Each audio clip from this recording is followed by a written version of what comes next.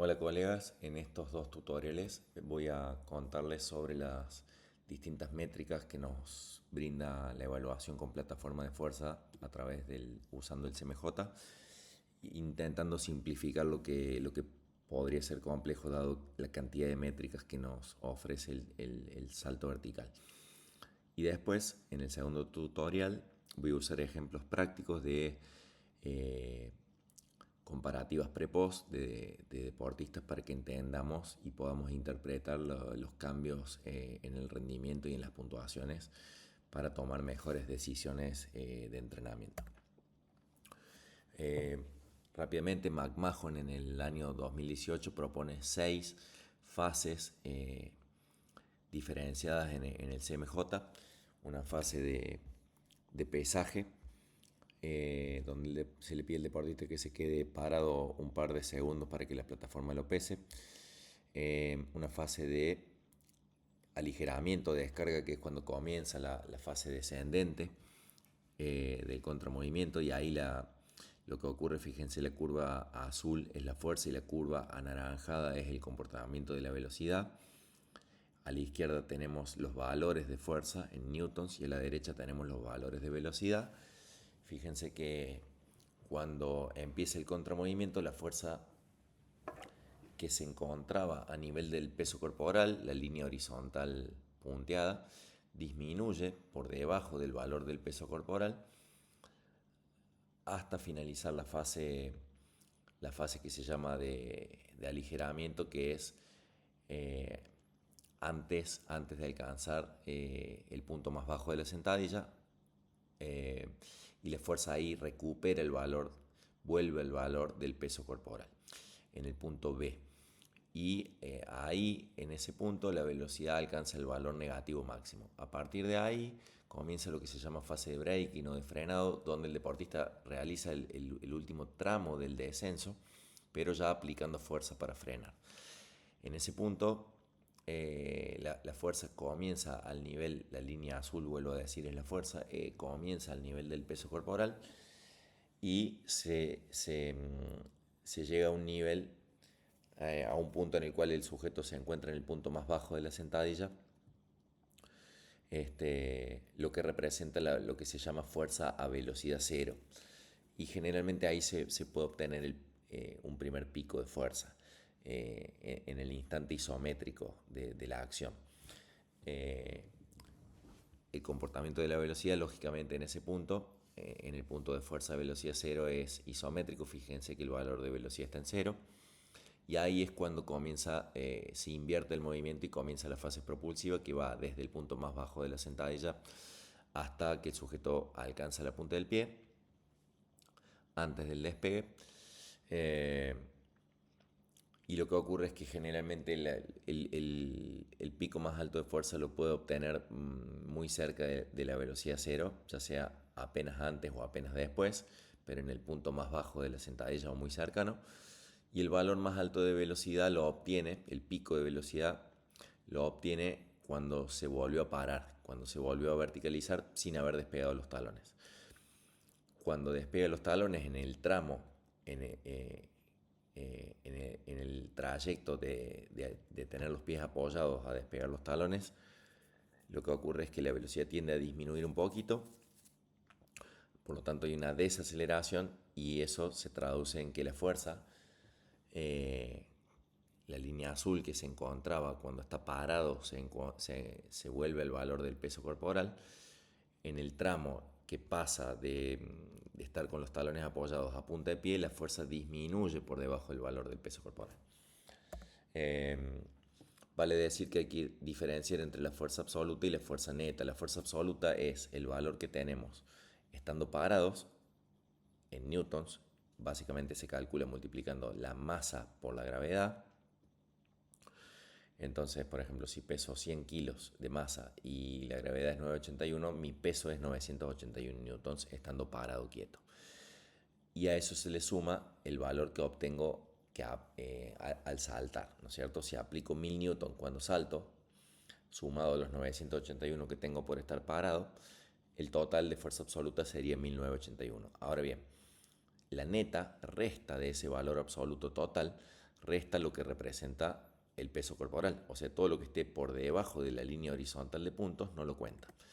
Y cuenta la neta. En este caso, 1981, por ejemplo, menos 981 de base, la neta sería 1000. ¿Sí? Vamos a hacer foco principalmente en la fase propulsiva, en la fase que comienza estando en el punto más bajo de la sentadilla hasta el momento del despegue. ¿Cómo se calculan las métricas de la plataforma de fuerza? Bueno, acá están.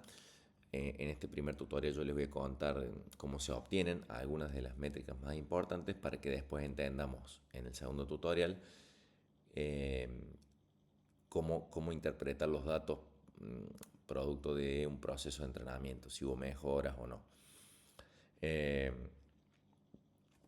Entonces voy a ir yendo y volviendo acá con el Excel. Para que vayamos entendiendo los cálculos. Entonces dijimos, bueno, la fuerza, obviamente, la fuerza es masa por aceleración.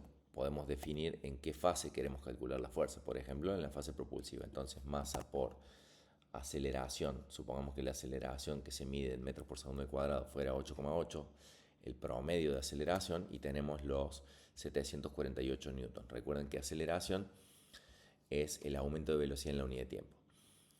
¿Cómo calcula la plataforma la aceleración? Al revés que, digamos, lo que hace es dividir la fuerza sobre la masa. Fuerza dividido masa, y ahí tenemos la aceleración. Explico un poco rápido todos estos cálculos porque la posibilidad que ofrece el Instagram es no más de 15 minutos de video. Entonces, 748 newton de fuerza neta propulsiva, que era masa por la aceleración sin contar el peso corporal, lo que tengo de base, digamos. El tiempo propulsivo es el tiempo que tardo desde el punto más bajo de la sentadilla hasta ir a punta de pie en segundos, supongamos 0,33 segundos. Estos valores son hipotéticos. Entonces, después podemos sacar la famosa RFD, que es la división de la fuerza sobre el tiempo. Entonces, si yo divido fuerza, por ejemplo en la fase propulsiva, dividido por tiempo, obtengo la RFD promedio de la fase propulsiva. Cuanto más fuerza logre para un mismo tiempo o la misma fuerza en menos tiempo, voy a obtener un valor más alto de RFD. Y es el objetivo mejorar producto del proceso de entrenamiento. Lo que pasa es que muchas veces no usamos la métrica porque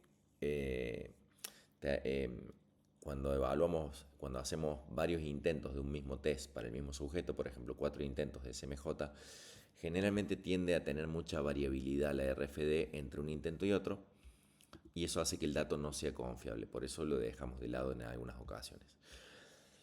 El impulso neto propulsivo incluye los mismos valores, los mismos datos que la RFD, pero al revés, multiplicándolos. La fuerza, por ejemplo, neta propulsiva por el tiempo, y ahí tenemos el impulso neto propulsivo. 247 newtons por segundo, no sobre segundo. Por lo tanto, cuanto más fuerza para el mismo tiempo o la misma fuerza prolongada durante más tiempo, más impulso voy a lograr. De ahí, del impulso neto propulsivo, se obtiene la velocidad del despegue, que es la que después define la altura del salto. Si yo, el cálculo que hago es el impulso, lo divido por la masa, que era 85 para este ejemplo, voy a obtener 2,9. Y esa es la velocidad de despegue. De nuevo, impulso, que era fuerza por tiempo, dividido la masa, me da velocidad de despegue. Entonces, velocidad de despegue sería igual a impulso neto propulsivo dividido la masa. Y el impulso era fuerza por tiempo dividido masa. Y fuerza por tiempo es masa por aceleración por tiempo dividido masa. Resulta ser que la masa acá está multiplicando y acá está dividiendo. Si las cancelo, me queda que la velocidad de despegue termina siendo aceleración por tiempo. Si yo hago aceleración promedio por el tiempo de la fase propulsiva, ahí tengo de nuevo 2,9. Y de ahí sale, la plataforma de ahí calcula la altura del salto. ¿Cómo lo hace? Velocidad de despegue al cuadrado, o sea, por velocidad de despegue, dividido la gravedad por 2. Y ahí tengo la altura en metros, 43 centímetros. O sea, cuanto más velocidad de despegue logre, más altura. Y cuanto más impulso neto propulsivo, más altura. O sea, el cálculo es impulso neto propulsivo, de ahí deriva la velocidad de despegue, de ahí deriva la altura del salto. El tiempo hasta el despegue es todo el tiempo que tardo desde que empiezo a descender en el contramovimiento hasta que llego a punta de pie. Todo el tiempo que tardé en hacer el salto. En este ejemplo puse 0,7 segundos, que serían 700 milisegundos. El RCI modificado es el producto de dividir la altura, por ejemplo 0,43 metros, dividido el tiempo hasta el despegue, y me da un ratio. Cuanto más alto el ratio, mejor es el rendimiento. ¿Y por qué puedo mejorar el RCI modificado? Ya sea porque salto más alto, la división me va a dar más. Por ejemplo, si en vez de 43 centímetros saltar a 45, el RCI modificado pasa a darme 0,64, o si saltara lo mismo, pero en menos tiempo, en 0,65, también me va a dar más el RSI modificado. Entonces, por saltar más alto o por saltar lo mismo en menos tiempo, mejoro el RSI modificado. El desplazamiento propulsivo es cuánta distancia recorro desde que estoy en el punto más bajo del CMJ hasta llegar a punta de pie. En este ejemplo, 48 centímetros.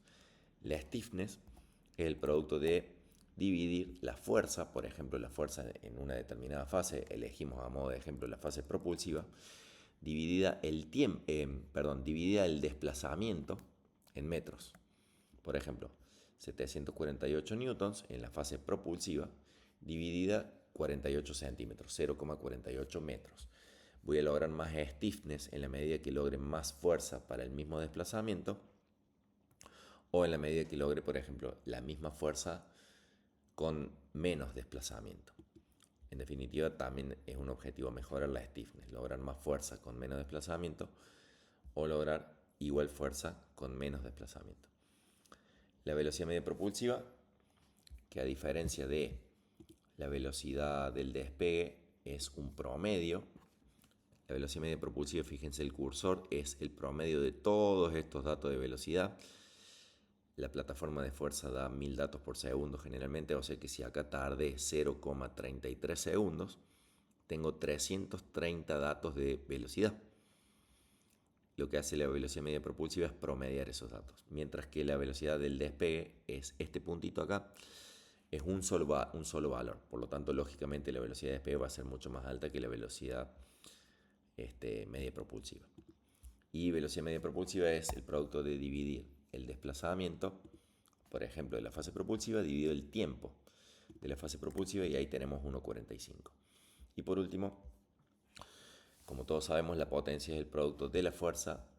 Por ejemplo, la potencia propulsiva sería el producto de la fuerza propulsiva por la velocidad media propulsiva, y acá tenemos, en la medida que logre más fuerza con la misma velocidad o más velocidad con la misma fuerza, más potencia. Y es lo mismo que decir trabajo sobre tiempo. Si yo hiciera trabajo sobre tiempo, por ejemplo acá, trabajo, ¿qué es trabajo? Es fuerza por desplazamiento dividido tiempo de la fase propulsiva, y ahí obtengo de nuevo la potencia. Es lo mismo calcular la fuerza por velocidad o trabajo sobre tiempo. Bueno, hasta acá con este primer tutorial, como para que entendamos cómo se calculan las métricas, y en el segundo tutorial voy a usar ejemplos de comparativas pre-post para que interpretemos bien los cambios producto ya sea del rendimiento, producto del entrenamiento, o de un retorno al juego post lesión, o para que entender los procesos de fatiga.